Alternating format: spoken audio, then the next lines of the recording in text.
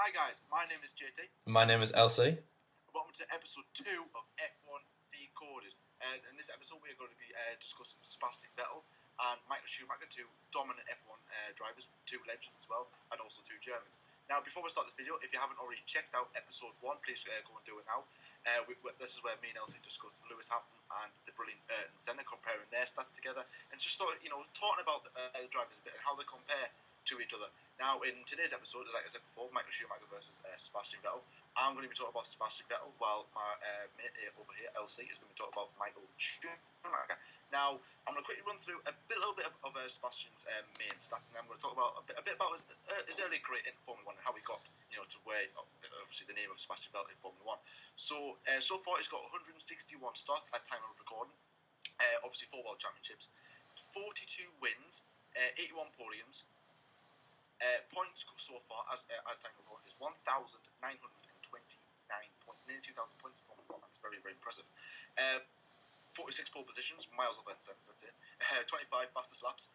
His full Formula 1 debut was in the 2007 United States Grand Prix, which is where he replaced the injured Robert Kubica at BMW Sauber. His first win was obviously in probably his most famous race of all was in 2008 in the Italian Grand Prix with Toro Rosso. I mean, obviously a magnificent win, let's say. And his last win currently in Formula 1 was in 2015 Singapore Grand Prix, which again was a very brilliant drive, let's not forget.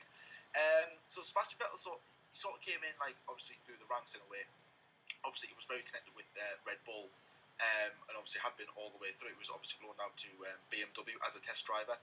He made a few FP1 appearances in 2006, and for those who don't know, his very first track appearance, I think his first 5 seconds of his F1 career, he had a penalty for speeding in the pit lane, which is just, sums up Sebastian Vettel all over, doesn't it? And then you got a good chance of experiencing a full Formula 1 weekend. I think you raced about 2 or 3 races in 2007, as like I said before, replaced Robert Kubica, who had a massive crash in Canada. He replaced him, and sort of, he impressed everybody, which allowed him to sign for Red Bull's sister team, Toro Rosso, which he did all right. I mean, obviously nothing spectacular up until his first win in 2008 at the Italian Grand Prix. Obviously, home race for Toro Rosso as well. I think at that point they had a Ferrari engine in their car, so again that was even better for them, engine suppliers as well. And I think this is the sign of, right, this kid is going to be something special in Formula 1. I mean, obviously in a team like Toro Rosso, you couldn't win a race, and this kid comes along and just dominated, took pole position, let's not forget as well, and a win. So that's like, oh god, this kid is something special. A bit like Max Verstappen, like we're comparing him, as a future. This is what Sebastian Vettel was like. So he leaves 2008, then he come into 2009. He joins Red Bull, replacing the retiring David Coulthard. And pretty much from day dot, I mean, he struggled at the start because of Braun's dominant force. You know what I mean? I mean, they just dominated the start of 2009. Sebastian Vettel, as the season went on, he only really got stronger. Came second in the tables. Obviously, I remember his reaction when he lost the World Championship in Brazil. He was absolutely devastated. He was nearly in tears. You know what I mean? Because when you're that close to something, and obviously he's been working ever so hard to get it, and then he just blows at the last race. A bit like Master in 2008. Yeah, exactly the same as that. You know what I mean? It was heartbreaking for him. But obviously, then 2010 comes along, and now this is where Sebastian Vettel dominant era starts. How do we know that this year would be a vital year, and we would never ever, we will always hear the name Sebastian Vettel. So 2010 was probably one of the closest seasons in Formula 1 we had probably in a very long time. You know what I mean?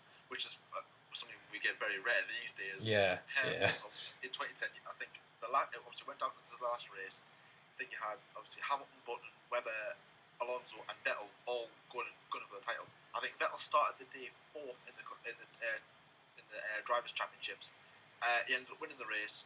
Fernando Alonso, I think he was 6th behind Robert Kubica, and then and obviously, it wasn't Robert Kubica. Sorry, it was Vitaly Petrov. I must say, obviously, massive squabble between Alonso after that. Allowed Vettel to win his first world title, become the youngest Formula 1 world champion. And then we move into 2011, which was, need I say no more, and a dominant year for him, especially. And we pretty much say, right, this kid is going to win multiple world championships. And at this point, we were probably saying that he's definitely going to beat Michael Schumacher's record, which is someone we're going to talk about in a little bit. 2012 was a bit of a shy year for Sebastian Vettel, you know what I mean? Because McLaren had a quick car, then also Ferrari started the season very badly, but then they started picking up the pace, followed by Williams start obviously winning a race as well. Sauber had a good season, so it was a very close season in 2012 at the start. Then towards the end, Sebastian Vettel sort of picked up his form a little bit, clawed in on Fernando Alonso, clawed in on the McLarens, and then obviously spectacularly, everyone remembers the 2012 Brazilian Grand Prix. Me and LC both remember it very, very well when obviously. I think it was the turn 3 or turn 4, Sebastian Vettel comes in, Bruno Senna hits him, he spins, he comes last, and we're like, Alonso's going to win the race, Sebastian Vettel's dominance is going to end. And that was never the case. He went on to win his third World Championship, end of 2012 season, coming into 2013 season. The first half of it was a bit close, you know what I mean? Obviously, Sebastian Vettel, yes, he did top the championship from Malaysia onwards, but still, he didn't really dominate all the races, he just got most of the podiums.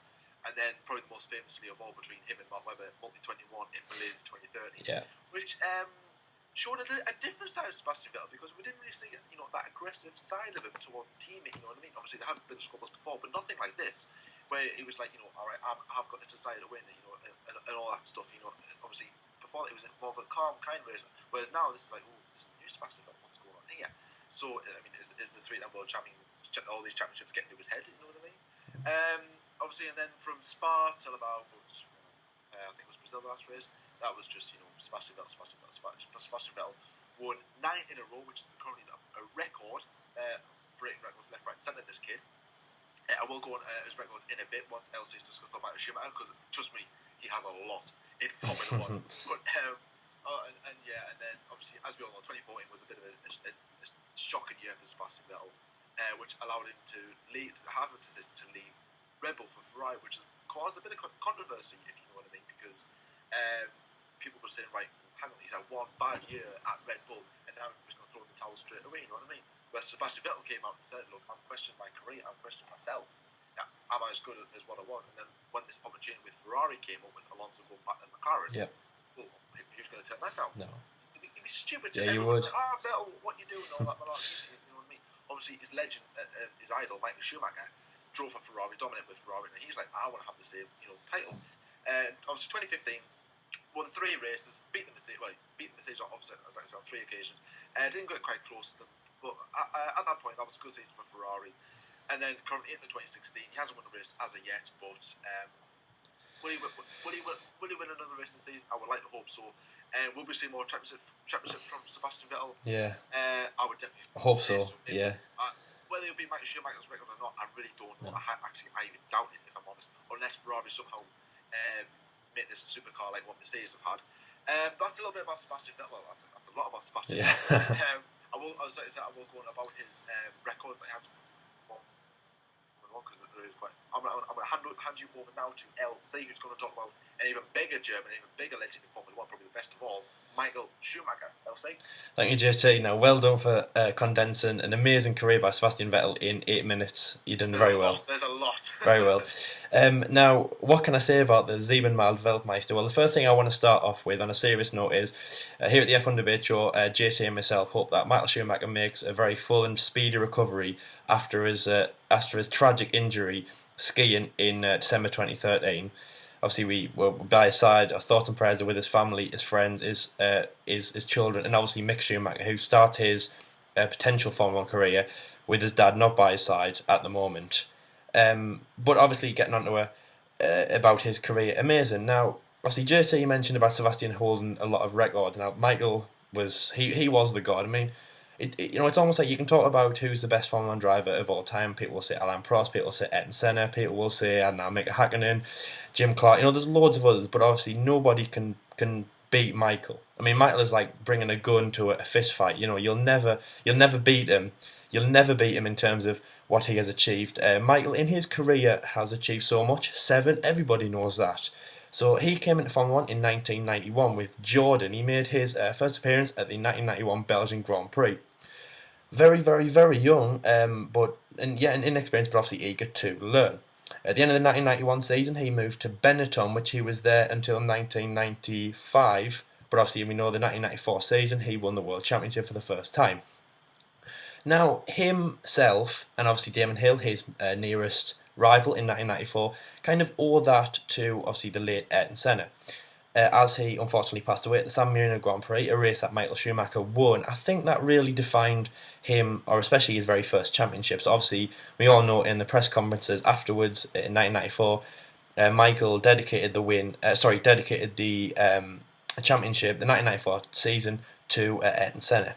His rivalry with Damon Hill, though, was something never to miss. It was unbelievable, one of the greatest rivalries of the sport. I mean, there is a lot of great rivalries. Obviously, we all know that they collided in the 1994 Australian Grand Prix, straight started in Adelaide. Michael Schumacher crashed out. Damon Hill dropped out with a suspension problem. And yeah, Michael won the race, won the championship, he didn't win the race, he won the championship, which was great by him. So a 1994 win by him. He then went on to do very well in the 1995 season. Now, as we discussed in our earlier videos in the era of champions, Benetton were a team that were they had really grasped, a bit like how Mercedes did and have now, and how Red Bull did when Sebastian was there. They'd really nailed on how the looks of the cars and things like that. Obviously, with the straight noses and the aerodynamics, had really got that on. So he did a fantastic drive in 1995 to win the race. No one could really touch him. It was a bit like Sebastian in, say, 2011 or even 2013. It was just a dominant year by Michael. No one could touch him. So in 1996, he moved to Ferrari. When he did, quite well, battling Mika Hakkinen, obviously Damon Hill, Jacques Villeneuve, and Mika Hakkinen. Mika was in a league of his own. 2000 was an unbelievable year for Michael, as we know he won 5, 2000, 2001, 2, 3, and 4. 4 being his best year in Formula 1, 13 wins and 7 off the trot. Now, it could have been more, but obviously he had main rivals, his teammate Rubens Barrichello, a very young Fernando Alonso, Kimi Raikkonen moving to McLaren, and things like that. So obviously that was great for him. He could have gone 6, he could have gone 8 overall and then 6 in a row, but obviously Fernando Alonso, who then became the youngest world champion before it was taken over by then Lewis Hamilton in 2008, and then Vettel, as JT mentioned, in 2010. Obviously, it could have been a lot more for Michael Schumacher. So so he retired in 2006.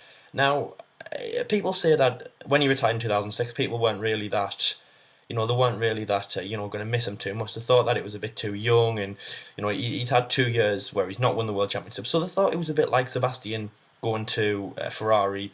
In 2014, it was almost like he's not on the top. Is he retiring because of this? Is it almost like, are we seeing, Michael not going too much? After these 5 in a row and the 7 overall, it doesn't really speak for much. But then he made his return in 2010. Now, this was very interesting. I really enjoyed researching this because Ross Brawn, obviously his very close friend and owner of Brawn GP, the 2009 Constructor winner and World Championship winner with Jenson Button and Brawn GP, they bought Mercedes, the German team from Stuttgart. Obviously, Michael being a German driver and with massive backing from the German financial industry, then joined Mercedes. They made their return into Formula 1 after almost 50 years out with another fellow German driver, Nico Rosberg. Now, Michael Schumacher's career at Mercedes the second time round lasted for 2 years. Now, I'd say he didn't achieve much. He probably didn't achieve what he was hoping to get, but obviously it was still very, very positive. In Monaco in 2012, he was on pole position. Now, he could have won that race, JT, but unfortunately, he picked up a penalty in Spain, the earlier race in 2012, for colliding with Bruno Senna. Now, this was just very unfortunate for Michael because, as I say, if he never had that penalty, he would have won the race. If he won the race, JT, things would have been different. He could have stayed at Mercedes for a few more seasons, and obviously this would have stopped other things, like Lewis going to Mercedes, and obviously things like that. They might have even, prevented him from having the injury in 13. But we'll never know. Anyway, so he did very well. Also, as well, his podium at the European Grand Prix in 2012 in Valencia was probably one of the most philosophical moments of Formula 1 in current day. The podium was made up of Fernando Alonso, Kimi Raikkonen and Michael Schumacher, along with Fernando Alonso's race engineer Andrea Stella. Now, these were 4 people on the podium. 3 were drivers for Ferrari. They were all world champions. They were all people that Andrea Stella had worked with in the past. and well, it just was. It was unbelievable, especially for you oldies out there who have watched Kimi in his old days, Fernando in his old days, and Michael in his old days. That would have been very, very touching to see, and it was great for all of us to see because it was. Well, I mean, that was the last time we ever saw Michael Schumacher on the podium. So far, obviously, I'd love to see him again. You never know; he might go. He might come back to Mercedes, behind the spotlight, and then get brought on when Nico wins the championship, something like that. But no, so that was Michael's last time on the podium so far, and it was absolutely fantastic. Now he didn't achieve as much as he wanted. He announced his retirement in after the Japanese Grand Prix in 2012, making way for Lewis Hamilton, moving from McLaren. Obviously, a massive move by him. So Michael then dropped out of the sport. In his gap between 2006 and 2010, he was working with Ferrari behind the scenes. We still think that he would be working with Mercedes, and obviously, very unfortunately, he on a skiing accident in December 2013, he hit his head off a rock, getting a head injury, and he still lays in a critical state. Now it's been a very long time. And yeah, we just wish him the best for a very speedy and full recovery. Would love to see him back in the paddock. I would. That's his place. And obviously, it's very unfortunate. It's incredibly saddened JT because he spends his life doing something very dangerous, one of the most dangerous sports in the world, and then he comes out untouched, and then injures himself in just a recreational activity in his pastime. It's very unfortunate. And obviously, we wish him all of the best. Now, I'll just give you some of the quick. I'll give you the quick stats, and then we'll move on to Sebastian's records and Michael's records. Because trust me, there is a lot between the two drivers. I would probably pause this video now. Go get yourself a cup of tea or coffee.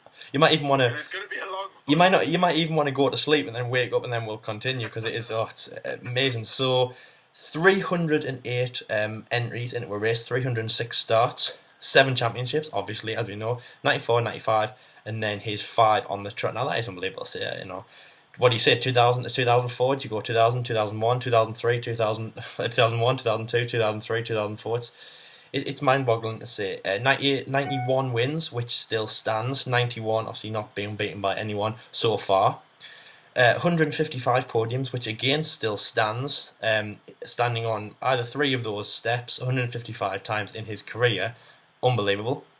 1,566 career points. Now, as JT pointed out in the previous video in Senna v Hamilton, the points system was very, very low until it was changed very, very recently, so that could have been a lot higher.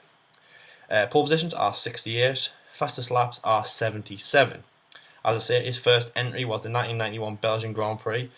His first win was the 1992 Belgian Grand Prix, so again, that is maiden track, which must be very, very special. As I say, we always talk about tracks being special. Like as I said when we were talking about Nico Rosberg, his first win was the 2012 Chinese Grand Prix. Would he do it again? Is this track very special to him? Well, obviously it was because he picked up his 6th win. Going forth for again to match and maybe even to beat this man's record, and then the man who JT is talking about possibly. His last win was the 2006 Chinese Grand Prix before his first retirement and then his second retirement, and his last race was the 2012 Brazilian Grand Prix. Now that was a very special race. I loved that one because obviously, as JT mentioned, with Sebastian Vettel and Fernando Alonso, and obviously Sebastian getting spun round at the front, at the start, on the first lap in something like the second corner, wasn't it? It was mad, and obviously Michael was retiring. He got so many hugs and congratulatory baskets from Bernie and different teams like that. Obviously Ferrari, I think he went in the Ferrari garage, giving some hugs and all that before the race, and it was incredibly special for him. A fantastic send-off, and obviously that's where his limited edition cap came out, which is what I'm wearing at the moment.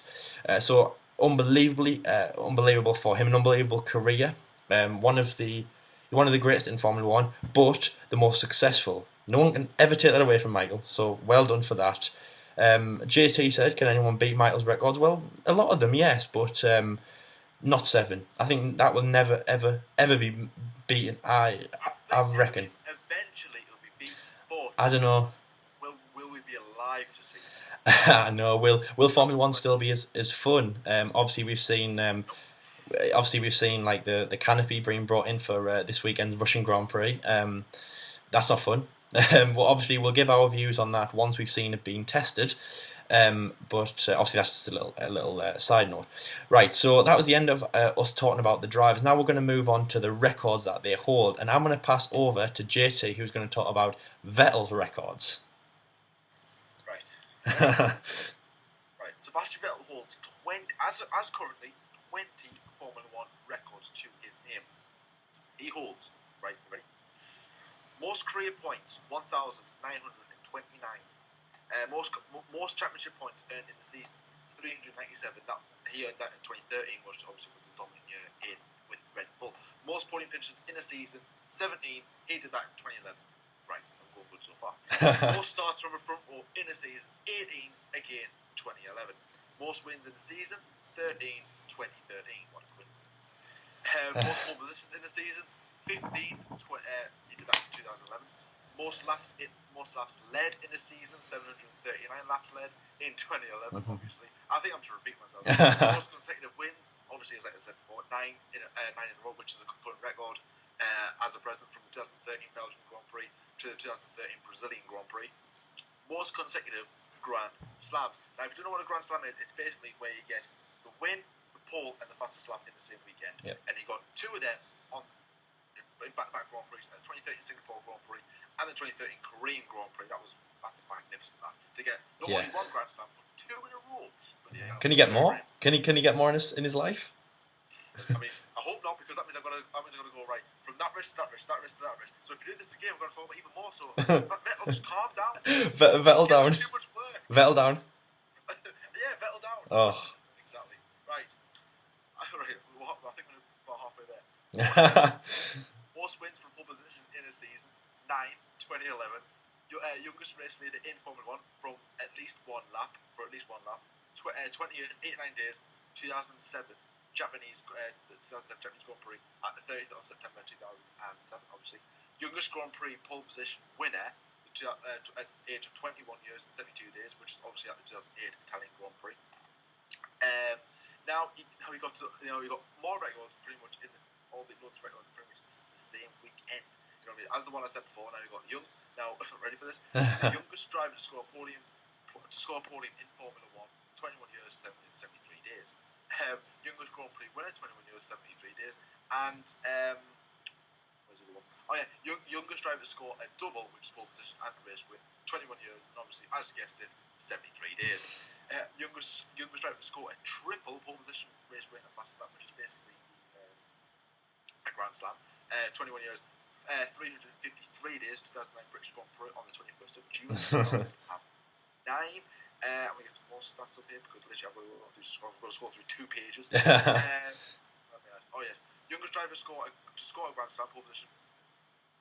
Oh god, youngest driver to score a Grand Slam, 24 years and 119 days at the 2011 Indian Grand Prix.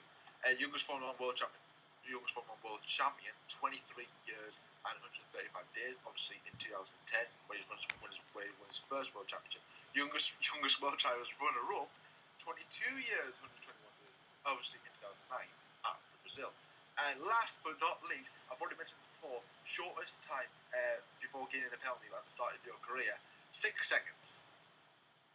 That's mad. At the 2006 Turkish Grand Prix, 6 seconds into his career for speed in the pit lane. Take a breather, JT. What a fantastic. Right. Michael Schumacher. God, well done, JT. He holds 29.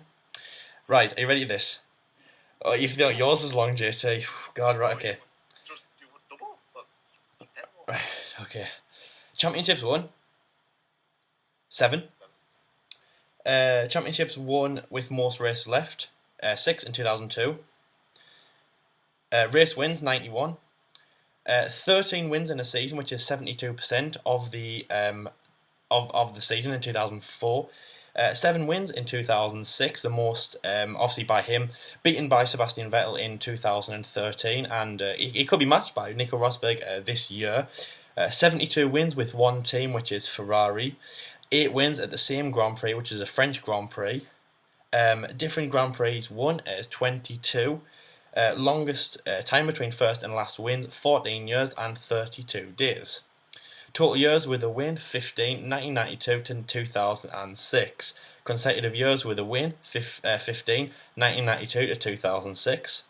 43 second places. Consecutive top 2 finishes, 15 between Brazil 2002 and Japan 2002. 155 podiums, which again is not beaten. Obviously, these are records. I don't know why I said that. Podium finishes in a season, 100%, which was 17. So the whole season in 2002, which was absolutely amazing. Consecutive podium finishes, 19 between the 2001 US Grand Prix and the 2002 Japanese Grand Prix. 221 points finishes, 142 races, 5,111 laps. Oh God, 24,144 kilometres covered, 68 pole positions, 116 front row starts, 77 fastest laps, 10 fastest laps in a season in 2004, 40 doubles, which is a pole position and the win. A hat-trick, which is pole position, win and fastest lap. So similar to a Grand Slam, that was done 22 times in his career. Hat-tricks in a season, which is 3 on the bounce, that was done 5 times in 2004. And last but not least, races in one season, 181 with Ferrari, and JT is opening the door for some reason. So there we go. That is all of the stats. JT, that's all of the stats. Thank you very much. Brilliant. Elsie. I was so tired I actually nearly even left the room. Wow, that's just like we honestly be on for hours talking about bloody these two drivers. I mean, obviously, combined they do about 49 records in Formula 1. These two hold. I mean, can they hold more? Possibly. Who knows? Honestly, absolutely, who knows? But obviously, let's not forget. Despite what's happened, obviously in the early, obviously in their careers, obviously loads of like controversy, and obviously with Sebastian Vettel championship, and all that, and obviously as Elsie said, we do wish Michael Schumacher a big, like a very quick recovery. Let's hope. Obviously, we don't know much about it, but obviously let's hope he recovers well soon. But these two drivers probably will be regarded as one of the best of all time, especially more Michael Schumacher than Sebastian Vettel. But Sebastian Vettel would definitely be the modern Michael Schumacher, providing he does well at Ferrari, even though he's already had his legacy at Red Bull. Elsie, will we ever see two similar drivers or two drivers in the same country who dominate the sport like Schumacher and Vettel? I don't know. Could be amazing. I really have absolutely no idea. But anyway, guys, that's going to wrap up this episode. Thank you very much for watching. Don't forget, obviously, as I said, don't forget to check us out on episode 1 where we did Hamilton vs Senna. Yep. Don't forget to check us out next week where we do Kimi Räikkönen and Mika Hakkinen, which will be very, very interesting. Also, don't forget tomorrow we are going to be releasing a video tribute to Roland Ratzenberger. Then the day after that, we're going to have a double header videos for you. We are going to have the tribute to Senna one, a bit of a more joyful video, you could say, instead of being like one. And obviously you've got your Russian Grand Prix review. That's on Sunday. And so thank you very much for watching. Don't forget to like and subscribe as well. And we will see you guys later. Bye.